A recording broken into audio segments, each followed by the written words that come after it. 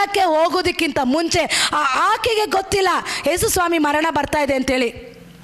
ಯೇಸು ಸ್ವಾಮಿಗೆ ಮಾತ್ರ ಗೊತ್ತಿತ್ತು ಯೇಸು ಸ್ವಾಮಿ ಮರಣ, ನಾನು ಇನ್ನೇನು ಸ್ವಲ್ಪ ದಿವಸಗಳ ನಂತರನೇ ನಾನು ಮರಣಕ್ಕಾಗಿ ಹೋಗ್ತಾ ಇದ್ದೀನಿ ಅಂತೇಳಿ. ಆಗಿನ ಕಾಲದಲ್ಲಿ ಪಸ್ಕ ಹಬ್ಬ ಬರೋದಕ್ಕಿಂತ ಮುಂಚೆ ಯಾರಿಗಾದ್ರೂ ಮರಣ ನಡೆದ ಮೇಲೆ, ಶವ ಸಂಸ್ಕಾರ ಆದಮೇಲೆ ಅಲ್ಲಿರೋ ಜನ ಏನು ಮಾಡ್ತಾರೆ ಗೊತ್ತಾ, ಯಹೂದ್ಯರನ್ನ, ಇಸ್ರಾಯೇಲರನ್ನ, ಅಲ್ಲಿರೋಂಥ ಜನರನ್ನ ಏನು ಮಾಡ್ತಾಯಿದ್ರು, ಯಾಜಕರನ್ನ ಅವ್ರು ಏನು ಮಾಡ್ತಾಯಿದ್ರು ಅಂದರೆ ಸುಗಂಧ ತೈಲವನ್ನು ಹಾಕಿ ಅವರು ಮಣ್ಣು ಮಾಡ್ತಾಯಿದ್ರಂತೆ.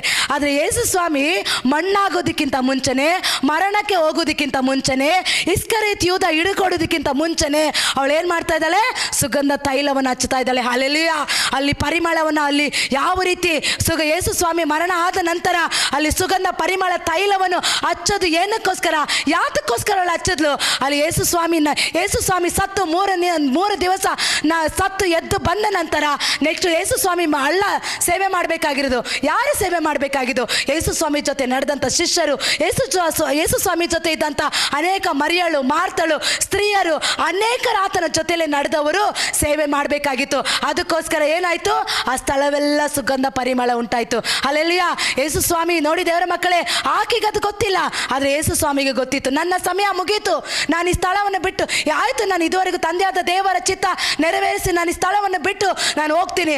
ಅದಾದ ನಂತರ ಅನೇಕ ಅಭಿಷಕ್ತರು, ಅನೇಕ ಯಾಜಕರು, ಅನೇಕ ಸೇವಕರು ಇಲ್ಲಿಂದ ಎದ್ದೇಳ್ತಾರೆ ಅಂತೇಳಿ ಅವಳಲ್ಲಿ ತೈಲವನ್ನು ಹಚ್ಚೋದಕ್ಕೆ ಪ್ರಾರಂಭ ಮಾಡಿದ್ಲು. ದೇವರ ಮಕ್ಕಳೇ, ಇವತ್ತು ನಾವು ಇಲ್ಲಿ ಆರಾಧನೆ ಮಾಡುವಾಗ, ಇವತ್ತು ಇಲ್ಲಿ ಬಿಡುಗಡೆ, ಇವತ್ತು ನಾವು ಪ್ರಾರ್ಥನೆ ಮಾಡುವಾಗ, ಇವತ್ತು ನಾವು ವಾಕ್ಯ ಹೇಳುವಾಗ ನಾವು ಮಾತ್ರ ಅಲ್ಲ, ಅನೇಕ ಅಭಿಷಕ್ತರು ಎದ್ದೇಳತಕ್ಕಂತೆ, ಅನೇಕ ಸೇವಕರು ಎದ್ದೇಳತಕ್ಕಂತೆ, ಅನೇಕ ಪ್ರವಾದಿಗಳು ಎದ್ದೇಳತಕ್ಕಂತೆ, ಅನೇಕ ಪ್ರಾರ್ಥನೆ ವೀರರು ಎದ್ದು ಸೇವೆ ಮಾಡತಕ್ಕಂಥ ಒಂದು ಸುಗಂಧ ಪರಿಮಳ ಏನಾಗ್ತಾ ಇದೆ, ಇಲ್ಲಿ ಹರಡಿಕೊಳ್ತಾ ಇದೆ. ಹಲ್ಲೆಲೂಯಾ. ಈ ಸ್ಥಳ ಮಾತ್ರ ಅಲ್ಲ, ನೀನು ಹೋಗುವ ಎಲ್ಲ ಸ್ಥಳದಲ್ಲಿ ಸುಗಂಧ ಪರಿಮಳ ಹರಡಿಕೊಳ್ತಾ ಇದೆ. ಹಲ್ಲೆಲೂಯಾ.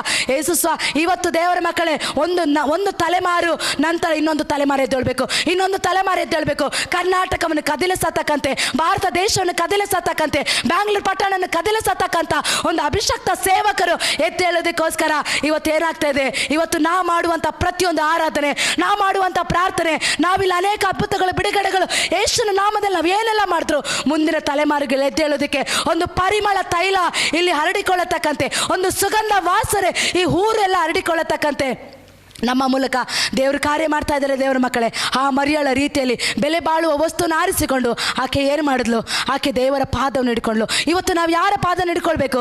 ಯೇಸುವಿನ ಪಾದವನ್ನು ಹಿಡ್ಕೊಳ್ಬೇಕು. ಯೇಸುವಿನ ಪಾದವನ್ನು ಹಿಡ್ಕೊಂಡು ಅನೇಕ ಕಷ್ಟ ಇದೆಯಾ, ಹೋರಾಟ ಇದೆಯಾ, ಪ್ರತಿಕೂಲ ಇದೆಯಾ, ಅನೇಕರು ಹೇಳಿದ್ರು ಈಕೆ ಒಂದು ವ್ಯಭಿಚಾರ ಸ್ತ್ರೀ, ಈಕೆ ತಪ್ಪು ಮಾಡಿದ್ದಾಳೆ, ಪಾಪ ಮಾಡಿದ್ದಾಳೆ, ಈಕೆ ಸರಿಯಾದ ರೀತಿಯಲ್ಲಿ ಇವಳು ಇಲ್ಲ ಅಂತೇಳಿ ಅನೇಕರು ಮಾತಾಡಿದ್ರು. ಆದರೆ ಯೇಸು ಸ್ವಾಮಿ ಅವಳ ಪಾಪನ ಕ್ಷಮಿಸೋದ ಮೇಲೆ